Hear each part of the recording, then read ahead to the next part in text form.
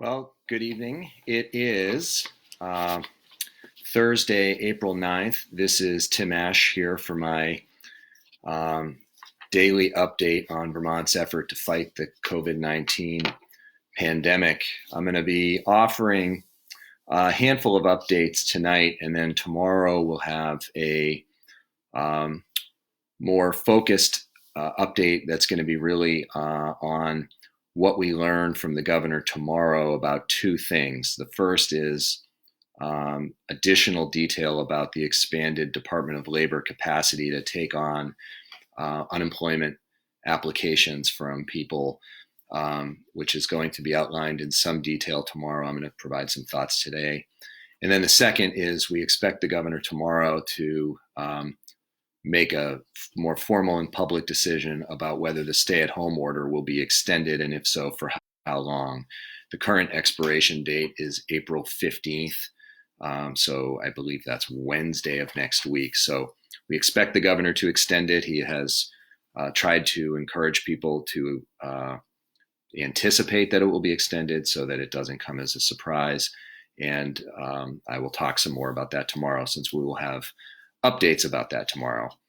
I want to begin with a couple thoughts about people outside of Vermont's borders. The first is to say that in Vermont, obviously, we have borders with Quebec, New York, Massachusetts, and New Hampshire.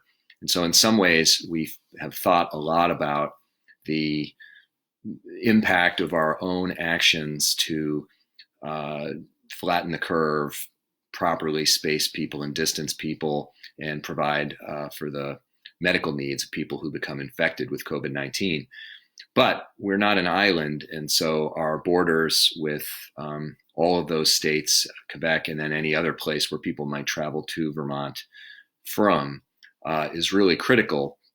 And of course, many people live in Vermont but work in New Hampshire, or New York or Massachusetts, and people are doing the opposite direction as well.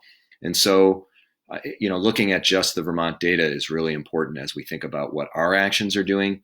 It's also important to reflect on what's going on in those border states. Now, New York is hard to really get a handle on, because New York City, which is really the epicenter of infections in the U.S., throws off the New York statistics in ways that it's not always easy to break down.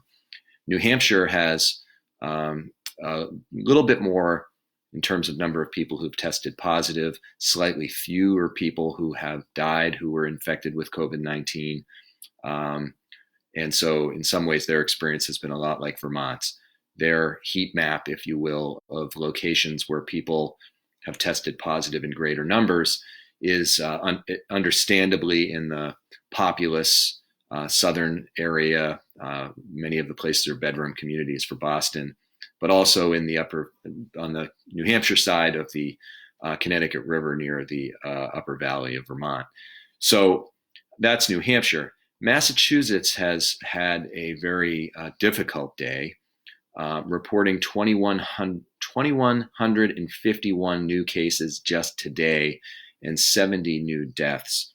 Now, some of that could be backlogs in testing results. I haven't really poured through the information, but it just is a good reminder that the emphasis that we rightly have on what we can see right in front of us in Vermont is not the end of the story, because in some ways, this is the whole root of public health. The fundamentals of public health is that your action has some bearing on the well-being of the people in your community.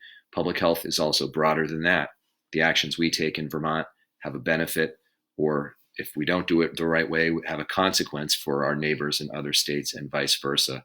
So just to put that in perspective, also want to say I've received some calls and emails about the Agency of Transportation, which has stationed some of their vehicles on roadways as people enter the state of Vermont. And they have usually accompanying the vehicle is one of the electric signboards, often saying that if you're coming into Vermont from another state, then we expect you to self-quarantine for 14 days and only leave for essentials like buying food. There have been some who have noticed that some of the staff I'm not sure if you'll be able to see me, but they're there with a clipboard, and they appear to be writing down license plate numbers and keeping track of who's coming and going. We've checked in with the Agency of Transportation, and just to nip that one in the bud, we are assured all they are doing is checking to see which state the plate is from that is entering Vermont, really trying to get a sense of the extent to which our efforts to tell people not to come to Vermont unless they absolutely must have been working, to see how many people are coming in, perhaps to get to their second home, or because they work in Vermont but happen to live in one of our adjacent states. So they're really doing it for tracking purposes and to see whether our public health messaging, which has tried to discourage people from coming, especially from hotspots, whether it's been working. So I just want to assure people that if you've been coming across state lines, your license plate number hasn't been written down and put into some file where Big Brother is keeping track of your every movement. Another issue outside of our borders, this is a particularly difficult and serious one.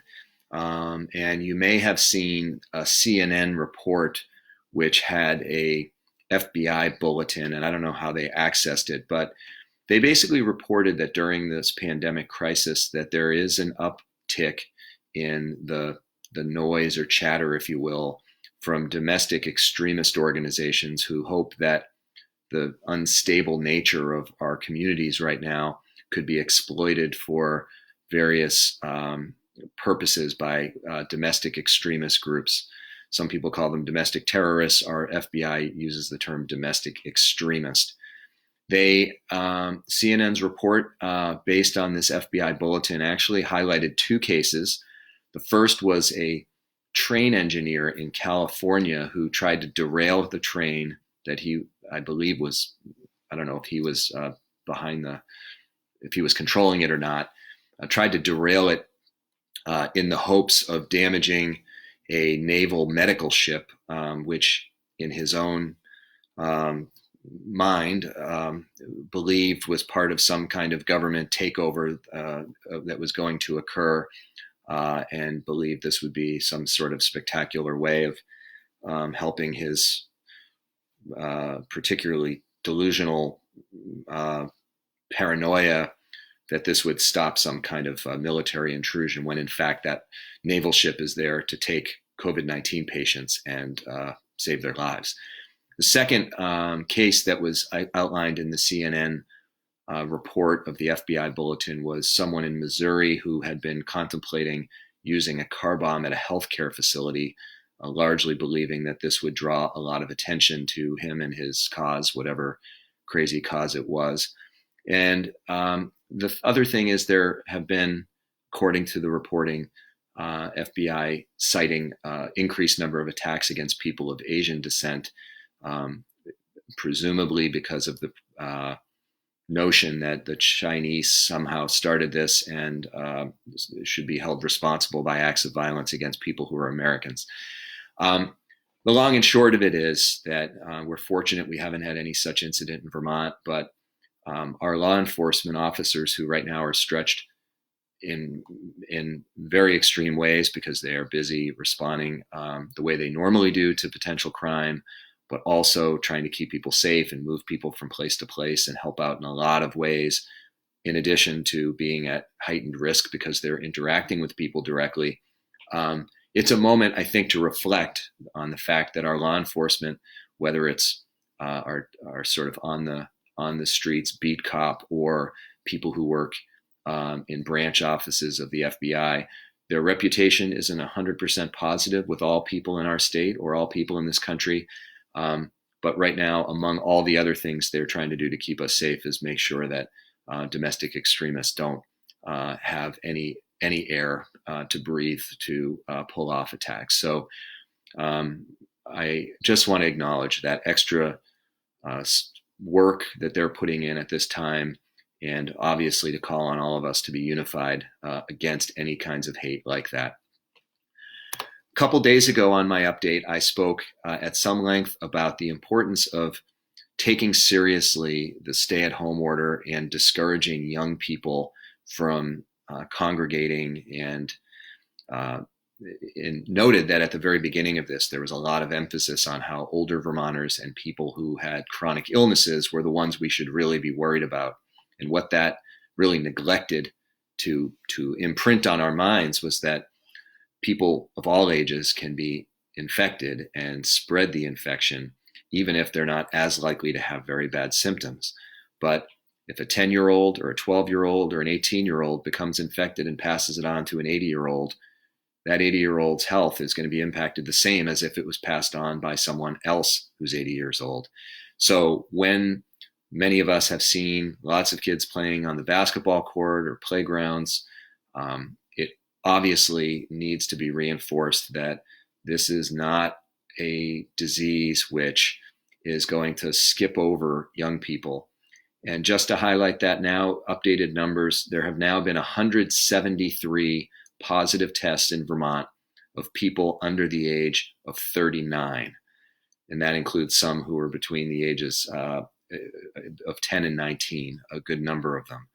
So that number of 173, because the symptoms are not likely to be as acute for younger people, means that probably a significant number of people who are young have been infected. It's just that they didn't show the symptoms and thus weren't tested. In order to be tested, generally speaking, you have to have very acute symptoms. If you had mild symptoms, you weren't getting tested before. So it's very worrisome when I think we see people who don't understand that the stay-at-home order is not just for people who are of working age or in their older years. We really all have to take it seriously. And for parents who I know are challenged because they've got kids stir crazy, not at school, not socializing the way they normally do, your kids can still be infected and transmit this virus to others. And obviously, it's a great worry for those who then might infect someone who works in healthcare, and then that spreads. So just a not so gentle reminder to really take the stay-at-home order seriously. Next, I'd like to talk briefly about our unemployment system. And this continues to be something where I am stepping in to try to help troubleshoot individual cases, but also trying to take themes that are coming to me from many Vermonters and bring those to the attention of the Department of Labor and to the governor so that they know what we need. To highlight just how challenged the Department of Labor has been, this Monday, which was not the worst day of the volume of attempts to sign up for unemployment, there were 71,000 phone calls logged by the Department of Labor's Unemployment Division. So just think about 71,000 phone calls in one day. Now, some people were probably hitting redial, over and over. So it doesn't mean that 71,000 people called, but 71,000 phone calls being taken by a team of about 80 people puts things in perspective. The number of people, I believe, who actually sought enrollment last week were something like 23,000. The week before, it was something on the order of 30 to 40, to put the numbers in perspective. And we expect, of course, another tsunami of people once the federal government green lights the self-employed and independent contractors to finally enroll in this new federal benefit. Just to repeat, for those who are in that category, the benefits will be retroactive to the week that began March 29th. So even if it hasn't come in yet and you haven't been able to enroll yet, you will get the money looking back, including the $600 a week boost. For what it's worth, in Massachusetts, they currently have 470,000 people who have sought unemployment benefits in the last few weeks at the same time that Vermont has been going through this.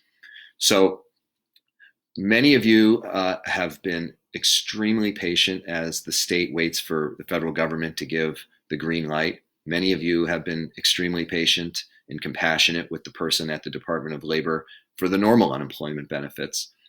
And so in some ways, as a legislator, because we don't administer the programs, we do our best to advocate on your behalf, but ultimately it's the executive branch who is running things. They're the ones who are managing the staff and making technical and and process changes in order to facilitate more people being enrolled.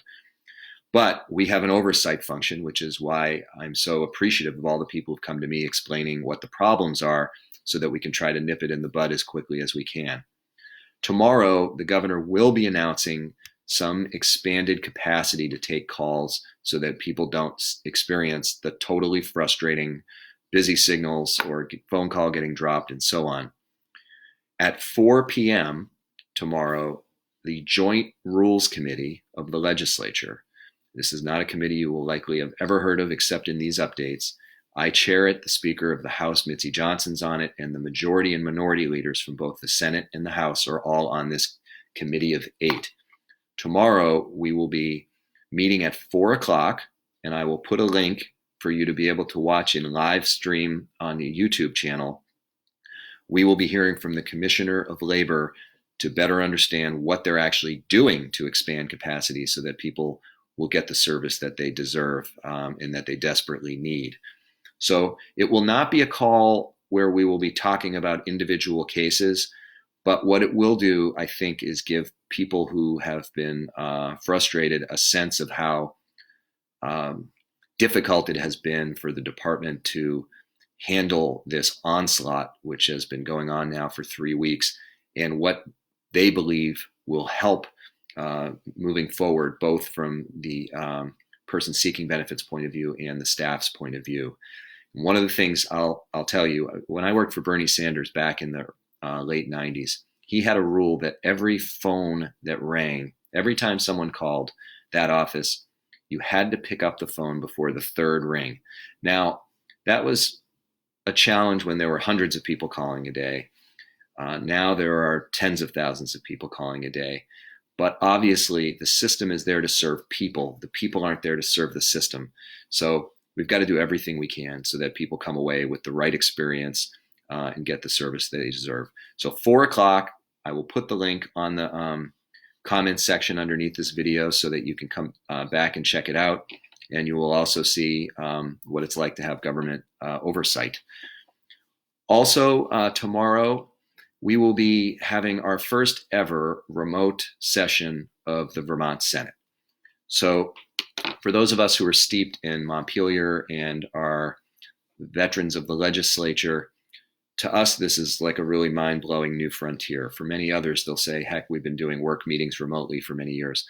Well, the work of state government happens at the State House. The Senate and the House have been meeting there for a long, long time. Tomorrow marks the very first time where we'll be using technology to conduct a full remote Senate session with actual votes on bills. It is going to be a little bumpy, I'm sure. And the bills we're taking up are either consensus or will be near consensus. We'll be having roll calls on every single vote.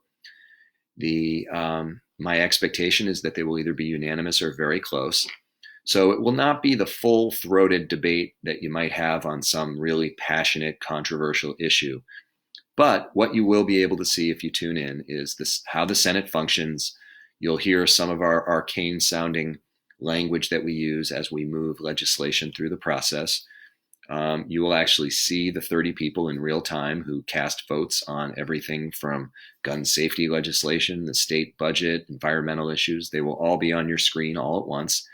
And it'll be a historic occasion. And I think that for some of us, it might leave a more lasting impression than for others. But I really do encourage you, if you have the time, just to check it out.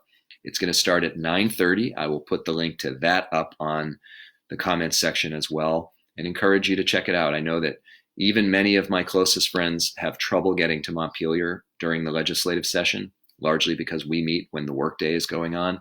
So while you're home and operating remotely and living under this stay-at-home order, this might be a chance to see government at work for the first time. So definitely welcome you to do that. One last item for tonight. Want to talk about the next one of the next legislative issues we'll be looking at. I've mentioned that tomorrow we'll be looking at an eviction and foreclosure moratorium, some flexibility for EMS providers and licensed tradespeople, allowing people to remotely change power of attorney and transfer deeds during this state of emergency, and also allowing our state's buildings and general services who manage our properties to be able to do proper background checks during this crisis for people who are going to help build temporary facilities. But after we get through tomorrow, one of the next pieces of legislation we'll be looking at is one that might sound a little technical at first, but it's really critical. So most school districts voted for their school budgets on town meeting day. The voters went in, they voted yes or they voted no. Most of them voted yes. There are now 18 school districts who either had a failed school vote or their normal vote doesn't occur on the conventional town meeting day. So file that 18 districts aside for a moment, and then remember that the Secretary of State and Governor have allowed, due to emergency legislation we passed, for elections at the municipal level to be postponed if they can't be conducted in a safe way. So many districts will elect to postpone their school vote because it's not safe right now for people to be going in person and voting. And many of the districts don't have mail ballots because they don't do Australian ballots. They do in-person balloting. So under normal conditions, and I'm going to get a little wonky here, you may ask, what if a school district votes on town meeting day or in April and their budget fails? Well, over the years that happens from time to time, and then what happens is the school district has another vote. And the question would be, well, what if that fails? Or in the case of right now, when we have a pandemic, so people can't even show up for the vote, what happens if there's no school budget? Because the school budget year starts July 1. So if June 30 at midnight, the clock ticks one more second, the question is, what do school districts do who now have not passed a budget? Well, under existing law, school districts are allowed to borrow, which means they have to pay interest afterwards, so this is not good already, 87% of the previous year's budget as a way of funding the next year of education in that school district. So these might just sound like percentages, but you passed $1 million budget last year. You have not yet passed a budget by July 1. Under current law, you could borrow $870,000 to fund the next school year. Well, that would be a rather draconian cut in education under normal circumstances, but right now, the failure to not have a new budget by July 1 will actually have very little to do with the attitude of the voters and more to do with the inability to have the votes at all. So one of the pieces of legislation which is likely to be in our next wave will be to say that if you are unable to have a vote at all before July 1, then your default budget, the one that you will be funded at, is 100% of your previous year's budget. This is still not ideal for school districts. Some of the voters may want to cut the budget. Others may want to grow the budget. The school district itself may say, well, we don't like the idea of being level funded because that raises other issues. But the legislature needs to act because come July 1, we need to have an answer for those school districts. They need to know how they can commit to their staff and faculty. They need to be able to signal to parents what programs are going to be offered. And so there has to be a fallback, and the 87% would be too harsh a measure. So we're looking at that level funding if districts aren't able to have a vote by July 1. So that was a little wonky. Education policy often can put people to sleep, but it's really important and something that we're going to be taking up shortly.